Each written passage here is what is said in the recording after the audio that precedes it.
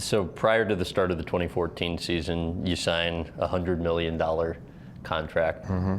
Why did you take to Google? To figure out what to do with that. It was me and Taylor. He was down here when I signed the contract. And I came home from work that day, and he was hanging out at my house. And I told him, I was like, we did it. Like, we got a deal done. And he was like, what'd you get? And I was like, $100 million.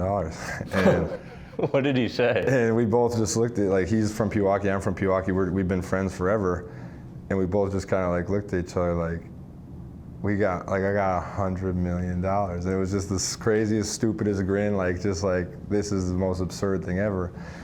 And we were like, what do you do with that? And so we went online. We literally went to Google and we're like, what do rich people buy? And you know, we came across yachts and jets and cars, and I was like, I gotta buy something. I was like, you almost have to buy something. And we literally went through lists and lists, and we're like, nah, there's nothing I need. And now, obviously, I'm fortunate enough to, you know, have some cool things, but still, I don't know if I've really done anything like terribly outlandish. I know your mom's very involved in your finances and accounting. Why was that important to you? Because she'll always keep me grounded. She'll always make sure I'm not doing anything stupid.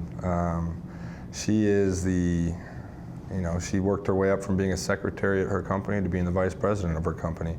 She is so organized, she's so smart, she's so well versed in so many different aspects of life. For her to be looking over me, nobody else has my best interests in mind the way that a mom does.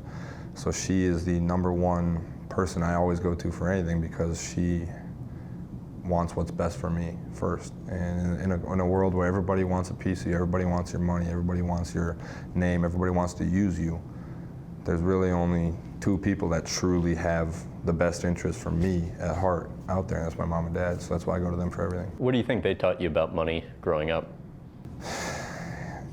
Be smart with it, because it doesn't last forever. You know, I think as we went along throughout this process, and as we kind of started to realize that I may have a chance to make a lot of money, they kind of taught me what's important in life and what matters and what doesn't matter. You know, I think we kind of realized, like, I want to make sure I took care of myself, my family, and then set myself up for success in the future, because we know the stats. Like, we know that whatever it is, 87% of NFL players are divorced or broke within 3 years. So I want to make sure I set myself up and my future kids up for success, and that's what we're doing now.